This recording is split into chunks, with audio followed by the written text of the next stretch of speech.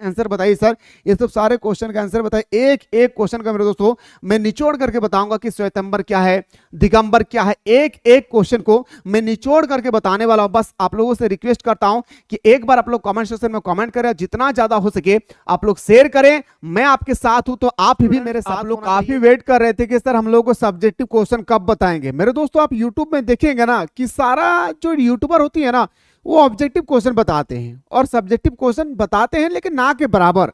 आप सभी को इसके बारे में अच्छी तरह से नॉलेज होगी। सब्जेक्टिव क्वेश्चन नहीं बताते हैं इसलिए मेरे दोस्तों, क्योंकि सब्जेक्टिव क्वेश्चन बताने से उनकी बहुत मेहनत होती है, मेहनत के बाद उनको प्रॉफिट नहीं मिलता है यूट्यूब पे, इसलिए मेरे दोस्तों वो नहीं बताते हैं। लेकिन मेरे भाई डरने की कोई जरूरत नहीं है, डरने की कोई आवश्यकता नहीं है। आपका छोटा भाई आपके पास खड़ा है, मैं सारे सब्जेक्ट का लेकर आया हूं मेरे दोस्तों एक एक करके। बस मैं आप लोगों को देखना चाहता हूं कि कितना आप लोग इस वीडियो को शेयर करते हैं और कितना आप लोग इस वीडियो को मेरे दोस्तों कमेंट सेक्शन में बताते हैं कि सर हाँ आपके द्वारा बताए गए हर एक वो चीज को हमारे माइंड में सेटअप हो गई है।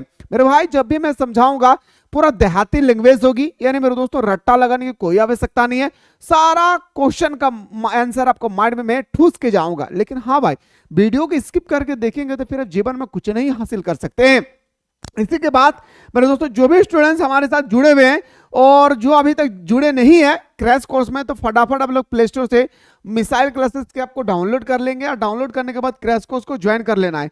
याद रखिएगा मेरे भाई जो खास करके ज्वाइन कर चुके हैं वो जितना मैं चीज यहाँ पे पढ़ा जा रहा है सुबह शाम जितना मैं पढ़ा रहा हूं, आंखें बंद करके चुपचाप से जितना बता रहा हूं सारे क्वेश्चन को कर लेना है, चाहे वो ऑब्जेक्टिव का हो, सब्जेक्टिव का हो, मैप का हो या प्रैक्टिकल का हो। सारा क्वेश्चन को चुपचाप से बैठकर चुकू मुका बैठकर अच्छी तरह से आप लोगों को कर लेना है। आइए सर क्वेश्चन पे बात करते हैं एक एक मुद्दे पे, ठीक है। और अगर आप लोगों को अच्छा लगे तो कमेंट सेक्शन में जरूर बताएंगे। मेरे भाई पहला क्वेश्चन आपके स्क्रीन पे जो है ना top of the most important question है भाई, याद रखिएगा। पहला क्वेश्चन आपकी स्क्रीन पे है कि सर कमल महल की दो विशेषता बताएं। अच्छा कमल महल है क्या?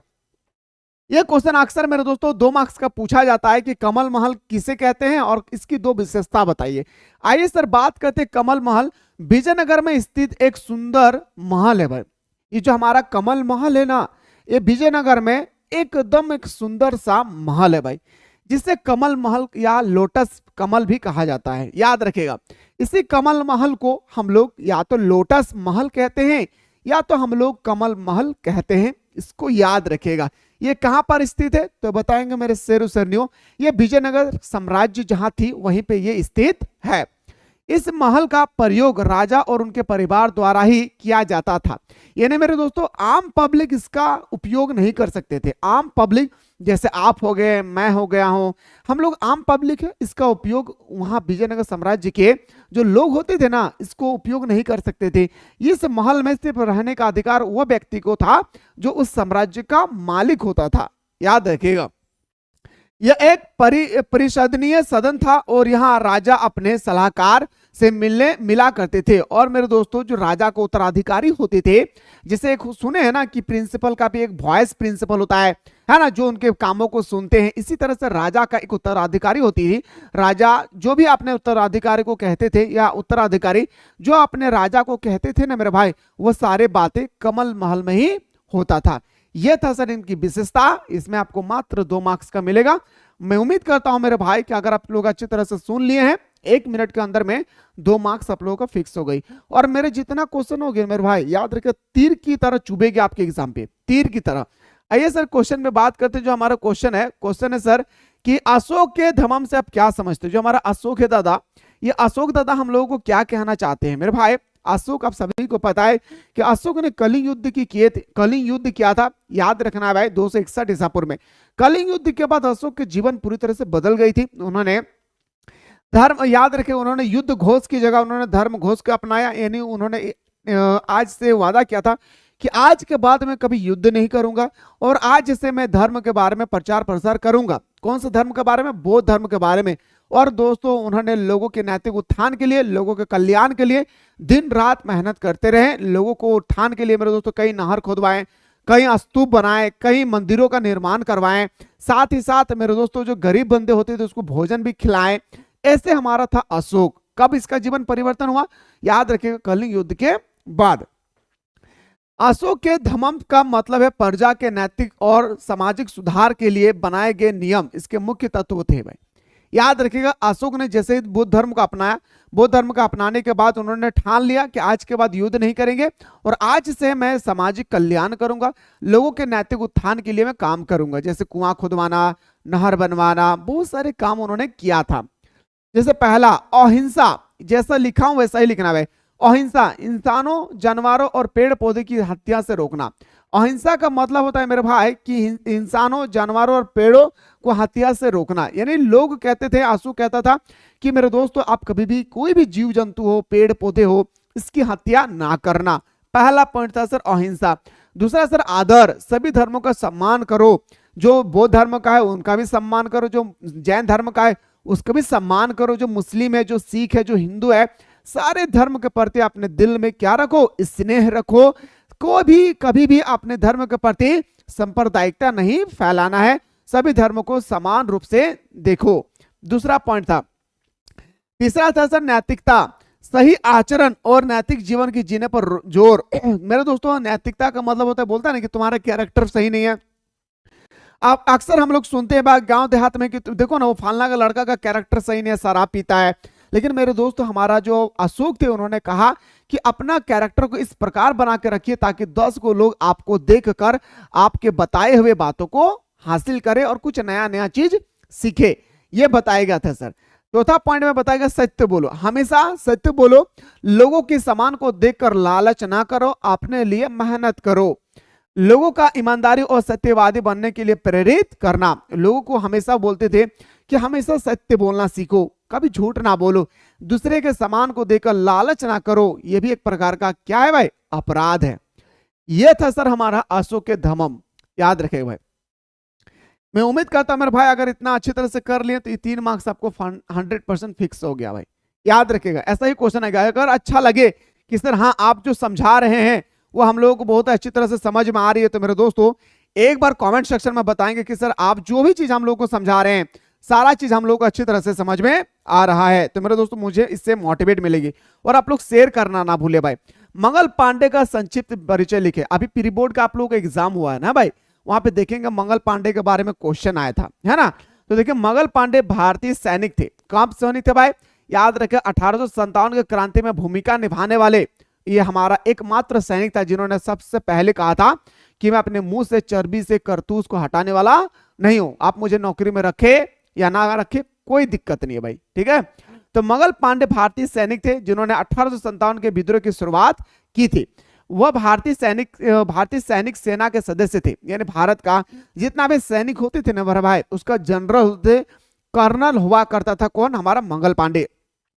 यानी भारत का अगर 15 सैनिक होता था तो एक सैनिक उसका तो हेड होगा भाई। जैसे 10 को मास्टर का एक प्रिंसिपल होता है, इसी तरह से प्रिंसिपल के रूप में कार्य कर रहे थे हमारा मंगल पांडे। कब हो मेरे भाई, तो 1857 के क्रांति के समय, याद रखना भाई भूलना नहीं है। और ब्रिटिश शासन के खिलाफ बगावत करने के लिए प्रसिद्ध हुए थे भाई। ये ब्रिटिश शासन के खिलाफ बगावत करने के लिए इसलिए प्रसिद्ध हुए थे क्योंकि ब्रिटिश सरकार का कहना था कि दोस्तों याद रखिएगा कि जो करतूस में दिया हूं, याद रखिएगा, मान के चलिए हमारा करतूस है, बंदूक है, इस बंदूक को प्रयोग करने से पहले इसमें एक प्लास्टिक पॉलिथीन वगैरह लगाया गया था। जो सुअर और गाय की चर्बी होते थे उसको प्रयोग करने से पहले उसको दांत से हटाना पड़ता था। तो मेरे दोस्तों मंगल पांडे को पता चला कि इस करतूस में सुअर और गाय की चर्बी का लैपिंग किया हुआ है, तो उन्होंने खुलेआम कह दिया मुझे नौकरी से निकाल दीजिए, कोई परवाह नहीं है, पर मैं ये अपने धर्म का भ्रष्ट करने वाला नहीं हूं, हम अपने धर्म के खिलाफ काम करने वाला नहीं हूं, मैं अपने मुंह से नहीं हटाऊंगा, मुझे नौकरी में रखे या ना रखे। तब क्या क्या मेरे भाई, जो मंगल पांडे है उसको फांसी पे चढ़ा दिया ब्रिटिश सरकार ने, याद रखिएगा। जैसे बता रहा हूं मेरे भाई, एक एक क्वेश्चन को देखिए नहीं तो बाद में पछतावा होगा मेरे भाई। क्वेश्चन का नंबर थोड़ा मिसप्रिंट है मेरे भाई। देखिए अब यहाँ पे हम लोग बात करेंगे सर क्वेश्चन नंबर हमारा जो नेक्स्ट है भाई, याद रखेगा क्वेश्चन नंबर नेक्स्ट क्या रहना कि गांधी जी द्वारा चलाए गए 4 आंदोलन का नाम बताइए। गांधी जी द्वारा चलाए गए 4 आंदोलन का नाम आप सभी को बताना मेरे भाई कि 4 आंदोलन क्या क्या है भाई, याद रखेगा। तो 4 आंदोलन हमारा सबसे पहला हमारा था नमक सत्याग्रह। आप इससे पहले ना मेरे भाई एक और आंदोलन का नाम लिख सकते हैं, जैसे हमारा चंपारण का आंदोलन, रन, याद रखेगा। चंपारण का आंदोलन जो हुआ था 1917 में, वो भी आप लिख सकते हैं, या आप लिख सकते हैं असहयोग आंदोलन, कुछ भी लिख सकते हैं भाई। महात्मा गांधी द्वारा, मैं पहले ही कहा था कि महात्मा गांधी द्वारा जितना भी आंदोलन चलाए गए हैं, सारे आंदोलन को मेरे दोस्तों एक एक करके लिखना है। जैसे मैंने बताया था कि 1917 में उन्होंने चंपारण का आंदोलन से शुरू किया और 1942 में भारत छोड़ो आंदोलन तक चलाया था। याद रखिएगा, इसके बीच में जितने सारे आंदोलन हुए हैं, सारे आंदोलन को निचोड़ करके आप सभी को देख लेना चाहिए। पहला था सर हमारा चंपारण आंदोलन, उसके बाद आता है सर असहयोग आंदोलन। असहयोग आंदोलन मैंने बताया था भाई, असहयोग आंदोलन याद रखिए मेरे भाई। असहयोग आंदोलन 1920 में हुआ था और वापस कब लिया गया था? 1922 में। तो पहला चंपारण का आंदोलन, दूसरा असहयोग आंदोलन 1920 में, तीसरा याद रखिएगा नमक सत्याग्रह 1930 में, भारत छोड़ो आंदोलन 1942 में। इसी समय एक नारा दिया था मेरे भाई, क्या नारा दिया था सर? याद रखेगा, करो या मरो की नारा दिया था महात्मा गांधी जी ने। चंपारण का आंदोलन, खिलाफत आंदोलन 1919 में, और असहयोग आंदोलन हमारा हुआ था कब? 1920 में। चैलेंज करता हूं मेरे दोस्तों, चैलेंज कर रहा हूं खुलेआम, जितना बता रहा हूं ईमानदारी पूर्वक अगर आपने देख लिए, याद रखेगा उससे बाहर आपके पेपर में नहीं छपेगी। खास करके मैं वो विद्यार्थी को कहना चाह रहा हूं कि जो भी स्टूडेंट्स ने यहां पे आकर स्टडी कर रहे हैं, जितना बता रहा हूं बाबू, जो मैं 5 सेट दिया हूं, सब्जेक्टिव का मैं 5 सेट दिया हूं ना भाई आप लोगों को, सब्जेक्टिव में 5 सेट दिया हूं और ऑब्जेक्टिव में 7 सेट दिया हूं। अगर 5 सेट और 7 सेट को अगर अच्छी तरह से ईमानदारी पूर्वक अगर आपने पढ़ लिया है, तो मेरे दोस्तों एग्जामिनर से कह देना कि तेरी औकात नहीं है कि तू इससे बाहर पूछ लेगा। ये बात मैं इसलिए बोल पा रहा हूं ना मेरे भाई, क्योंकि कई रात को मैंने दिन में बदला है, कई रात जाग जाग कर ये नोट्स तैयार किया है। ये नोट्स मॉडल पेपर, ये नोट्स प्रीवियस क्वेश्चन, ये नोट्स मेरे दोस्तों सिलेक्टेड क्वेश्चन, ये नोट्स आपका शर्मा वर्मा क्वेश्चन बैंक, सारी चीजों को एक जगह मैंने रख कर तैयार किया था।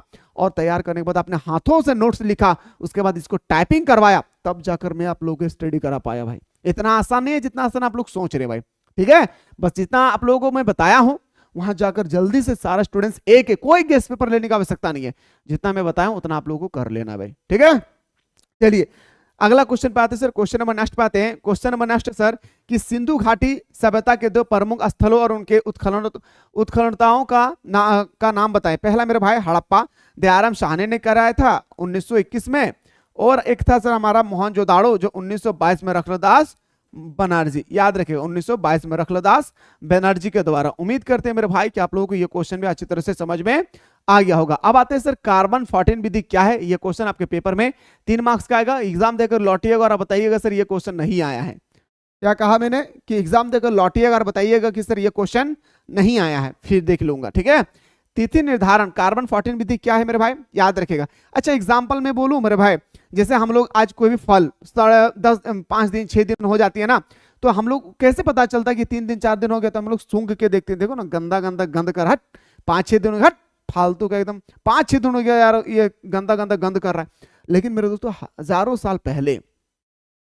साल पहले लोगों के पास कोई भी चीजों को मापने के लिए कोई इकाई नहीं थी। लोग कोई भी चीजों को कितने पुरानी है इसको पता लगाने का कोई साधन नहीं था, तो लोगों ने एक नियम बनाया कि कार्बन 14 विधि। क्या बनाया मेरे भाई? कार्बन 14 विधि। आप मेरे दोस्तों अगर 10,000 साल या 1,000 साल या 5,000 साल पिछले साल की मैं बात करूं, पिछला प्राचीन काल की, तो वहां पे ना लाखों समुद्री जीव समुद्र के किनारे दबकर मर जाते थे, और मेरे दोस्तों कई ऐसे पेड़ पौधे थे जो गिरने के बाद सड़ जाते थे, सड़ने के बाद उसमें मिट्टी से ढक जाते थे, तभी ना हम लोग का कोयला का निर्माण हो रही है भाई। नहीं तो कोयला का निर्माण कहां से होगा, पेट्रोल का निर्माण कहां से होती है? समुद्री जीवों के मर जाने से जब लाखों हजारों साल करोड़ों साल जब वो जमीन के अंदर में धंस कर रह जाते हैं, तब जाकर उसका पेट्रोल का निर्माण होती है भाई, ठीक है। वही कह रहा है कि तिथि निर्धारण के वैज्ञानिक विधि को कार्बन 14 विधि कहा जाता है। ये हमारा वैज्ञानिक विधि है, इससे हमें पता चलता है क्या, सुनिएगा। इस विधि के अनुसार किसी भी जीवित वस्तुओं में कार्बन 14 एवं कार्बन 12 समान मात्रा में पाया जाता है। याद रखिएगा, कोई भी अगर जीवित जीव है, जैसे हम लोग जीव है भाई, जीवित है ना भाई, आप चले जाएंगे कोई ऑक्टोपस ले लीजिए, कोई मेढक ले लीजिए, क्या भाई सभी जीवित है। तो अगर इसमें बात करूं, अगर इस विधि के अनुसार किसी भी जीवित वस्तुओं में, कोई भी जीवित वस्तु है, जैसे मैं ही मान के चलता हूं, कार्बन 14 एवं कार्बन 12 समान मात्रा में पाया जाता है, तो मृत्यु अथवा विनाश की अवस्था में कार्बन 14 तो स्थिर रहता है। याद रखेगा, यहीं से कुछ टर्म कंडीशन बता रहा है, इसको फॉलो कीजिए भाई। मृत्यु अवस्था कैसे पता चलेगा मृत्यु है, तो मृत्यु अवस्था अथवा विनाश की अवस्था में कार्बन 14 तो स्थिर रहता है। अगर कोई भी जीव है जो मर चुके हैं तो उसमें कार्बन 14 स्थिर रहेगी। याद रखिए कार्बन 14 क्या होगा, स्थिर होगा, मगर कार्बन 12 स्थिर होगा, मगर कार्बन 14 का निरंतर क्षय होने लगता है। और फिर जिस कार्बन पदार्थ में कार्बन 14 की मात्रा जितनी कम होती है वह उतना ही प्राचीन माना जाता है। अब कोई भी मैं उठाया जीव, ठीक है, मैं कोई भी जीव उठाया, उसमें जब मैंने देखा कि मृत्यु है तो सबसे पहले कार्बन 12 बताएगा कि हाँ ये मरा हुआ जीव है। और इसके बाद मरे हुए जीव के बाद अगर इसमें देखने को मिलेगा कि ये कार्बन 14 है भाई, याद रखिएगा कार्बन 14 जितना, मेरे दोस्तों याद रखिएगा कार्बन 14 जितना कम होगी कोई भी जीव के ऊपर में, जब हम लैपिंग करवाएंगे उस समय जितने मात्रा में कार्बन 14 कम होगा उतना ही यह जीव क्या है, उतना ही प्राचीन है भाई, उतना ही प्राचीन है, मतलब वो कई सालों पहले इसकी डेथ हुई है। ये सर पता चलता है हम लोगों को कार्बन 14 विधि से और कार्बन 12 विधि से। ये क्वेश्चन आपके पेपर में आएगी, इसको ध्यान से रखिएगा।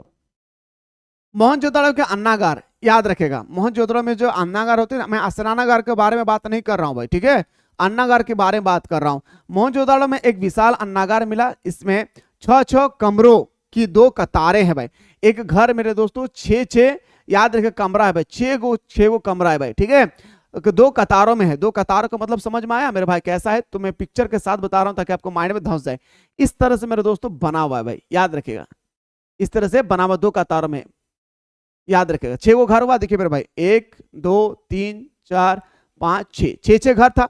तो और इसके बाहर चबूतर बने होते थे, याद रखिएगा मेरे भाई, याद रखना। अभी एक सॉन्ग निकला है ना कि बाप नहाया तालाब और कुआं में, और बेटा या बहू बोल रही कि चाहिए घर में स्विमिंग पूल, है ना। वही है सर मोहनजोदाड़ो में जो हमारा था ना, बाहर घर के बाहर नहाने के लिए एक चबूतर बने होते थे जहां पर अनाज सुखाया जाता था। उस पर क्या करते थे मेरे दोस्तों, लोग वहां पे जाकर अनाज सुखाते थे, चबूतर के ऊपर में अपने अनाज को जाकर वहां पे सुखाते थे। यहाँ किसानों से कर के रूप में अनाज एकत्र कर रखा जाता था। मेरे भाई पहले जमाने के पास लोगों के पास पैसा नहीं होता था, तो लोग टैक्स कैसे देंगे, तो लोग अपने अनाज को ही टैक्स के रूप में लोगों को देते थे, याद रखना है। उसके बाद से जब फसल खराब हो जाती या उत्पादन कम होता तो इस अनाज का वितरण नगरवासियों में किया जाता होगा। और मेरे दोस्तों मान के चलिए कि इस साल फसल को उत्पादन सही से नहीं हो पाई या तो फसल खराब हो गया, तो मेरे दोस्तों सारे लोग उस व्यक्ति को मदद करेंगे जो व्यक्ति का फसल सही से नहीं हो पाई है। यह है सर हमारा मोहनजोदड़ो का अन्नागार। मेरे दोस्तों अगर आप लोगों को समझ में आ रहा है तो जरूर बताइएगा कि सर हाँ आप इस तरह से बताते हैं तो हमको समझ में आता है। जबरदस्ती मैं नहीं कह रहा हूं, जैसे आपको लग रहा है कि हाँ सर आप जो बता रहे हैं हम लोग को नहीं समझ में आ रहा है, आपको जैसा फील हो रही है आप वैसा कमेंट कीजिए, लेकिन कमेंट कीजिए क्योंकि कमेंट से हमें ताकत मिलती है। मैं बार बार कहता हूं भाई, ठीक है। हड़प्पा सभ्यता की किन्हीं 2 विशेषताओं का उल्लेख करें। पहला, यह भारत की प्रथम नगरीय सभ्यता है। हड़प्पा सभ्यता की अगर मैं बात करूं तो यह याद रखिएगा मेरे दोस्तों नगरीय सभ्यता है। अगर दूसरा मैं बात करूं, इस सभ्यता के नगर जाल की तरह बसे थे। यह सभ्यता बिल्कुल मेरे दोस्तों इतना गांव शहर बना हुआ था कि इसका अंदाजा नहीं लगा पाते थे भाई, ठीक है। इसमें एक सड़क एक दूसरे को सीधे काटती थी मेरे दोस्तों, ये एक सड़क थी ना भाई, एक दूसरे को सीधे काटती थी, यानी समकोण पर काटती थी। हड़प्पा सभ्यता की जो सड़क होती थी ना मेरे भाई, एक दूसरे को समकोण पर काटती थी। कैसे काटती थी मेरे भाई, ये समकोण पर काटती थी। और पूरे नगर में नालियों का जाल बिछा हुआ था, और पूरे नगर में याद रखिएगा नालियों का जाल, जैसे मेरे भाई एग्जाम्पल में दे देता हूं ताकि आप लोगों को समझ में आए। जैसे एग्जाम्पल देखिए मेरे भाई, इस तरह से ये हड़प्पा सभ्यता भाई, ठीक है, ये हड़प्पा सभ्यता का मान के चलिए घर बना हुआ था, ठीक है भाई। ये इस तरह से हड़प्पा सभ्यता का दादा रे दीदी रे तो हमारे बतवा बुझल पा रहे हैं मेरे भाई, देखिए तो होने के परेशान ना ऐसे नहीं। तो आप देखिए मेरे भाई ये हमारा नली बना हुआ था ताकि घर का पानी जो है मेरे भाई, घर का गंदा पानी और नली में जाकर मिल जाए डायरेक्ट। और ये जो नली थी ना मेरे भाई, ये नली जो है ना हड़प्पा सभ्यता में एकदम जैसे रेलवे लाइन का जाल बिछा हुआ देखे है ना भाई, उसी तरह से ये जालों की तरह हड़प्पा सभ्यता में देखने को मिला था। चलिए भाई उम्मीद करते हैं कि यह भी बात समझ में आ गया होगा। आते हैं सर अगला क्वेश्चन का, हड़प्पा सभ्यता की जल निकास प्रणाली की 2 विशेषता बताइए भाई। याद रखिएगा हड़प्पा के जल निकास प्रणाली, हड़प्पा सभ्यता की जल निकास प्रणाली बहुत ही अच्छी और योजनाबद्ध थी भाई। ये जो हमारा जल निकास प्रणाली थी ना भाई हड़प्पा सभ्यता का, बहुत ही उत्तम और बहुत ही सुव्यवस्थित रूप से इसको बनाया गया था ताकि लोगों के घर तक ये पानी पहुंचाया जा सके, ठीक है। घर, सड़कें और नालियां एक साथ योजना बनाकर बनाई गई थी। इन्हें घर लीजिए या सड़क लें या सड़क के साथ आप नली ले, याद रखिएगा मेरे भाई ये हमारा घर है, घर के थोड़ा बाहर में एक नली है, नली के तुरंत बाहर में क्या है, सड़क है। इस तरह से हमारा हड़प्पा सभ्यता में जल निकास प्रणाली को बनाया गया था।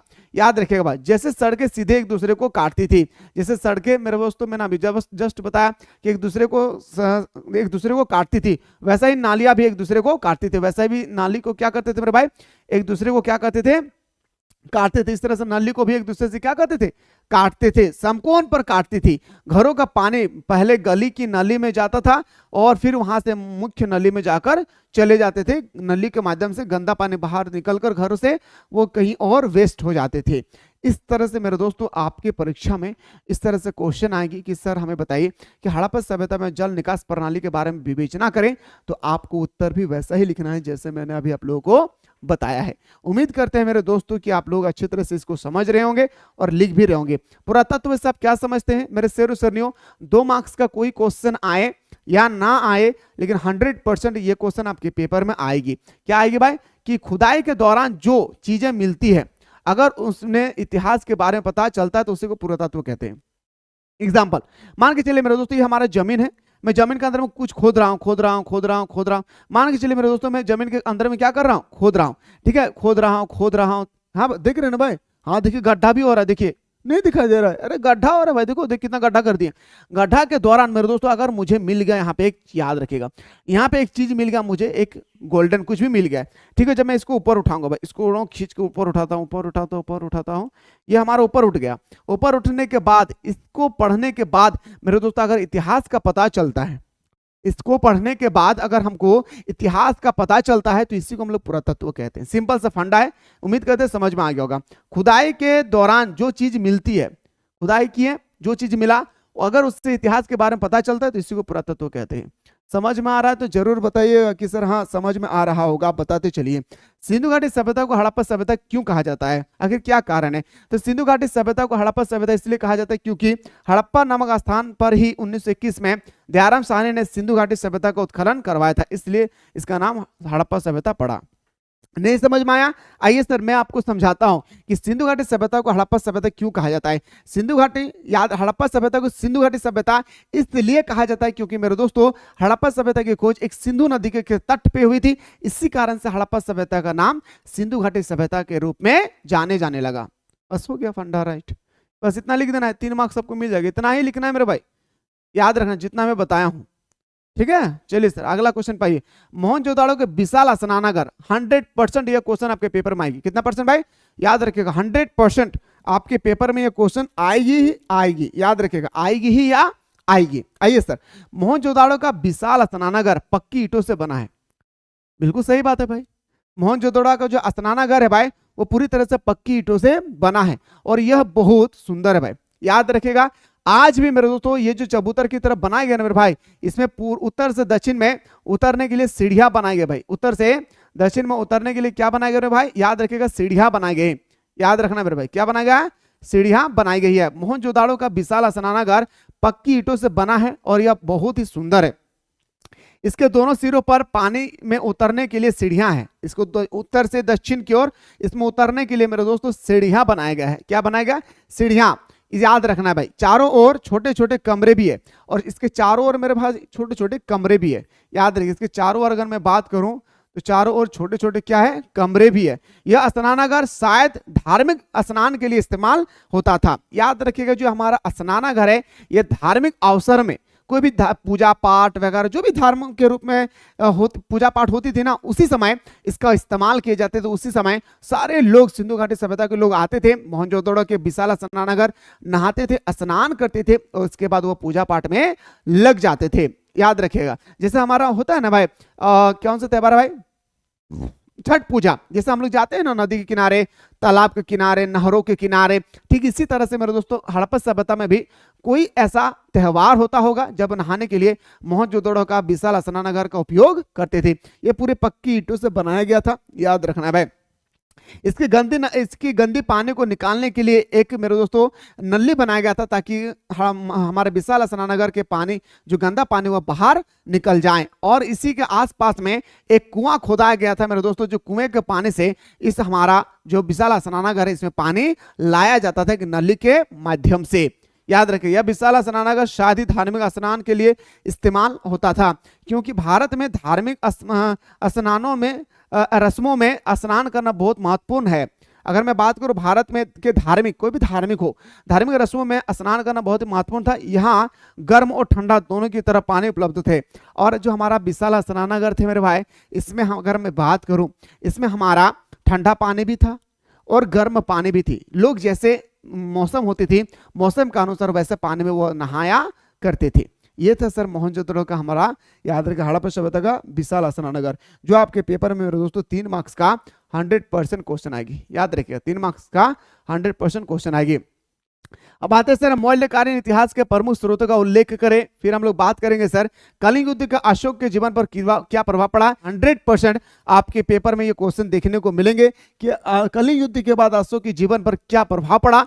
अगर आप लोग चाहते हैं कि सर हाँ यहाँ से हम लोगों को क्लास करवाइए, ये सब सारे क्वेश्चन को आंसर बताइए सर, ये सब सारे क्वेश्चन का आंसर बताइए। एक एक क्वेश्चन का मेरे दोस्तों मैं निचोड़ करके बताऊंगा कि श्वेतंबर क्या है, दिगंबर क्या है। एक एक क्वेश्चन को मैं निचोड़ करके बताने वाला हूं। बस आप लोगों से रिक्वेस्ट करता हूं कि एक बार आप लोग कमेंट सेक्शन में कमेंट करें, जितना ज्यादा हो सके आप लोग शेयर करें। मैं आपके साथ हूं तो आप भी मेरे साथ होना चाहिए, तभी मेरे दोस्तों जब हम लोग दोनों मिलकर एक साथ पढ़ेंगे लिखेंगे ना, तो मेरे दोस्तों हमारा झारखंड बहुत ही आगे बढ़ेगी। बस आप लोगों से हाथ जोड़कर विनती है कि जितना ज्यादा हो सके आप लोग अपने दोस्तों को शेयर करना ना भूले। फिलहाल वीडियो पूरे देखने के बाद कैसा फील हुआ है एक बार कमेंट सेक्शन में जरूर कमेंट करना ना भूले। बात करते हैं नेक्स्ट वीडियो में।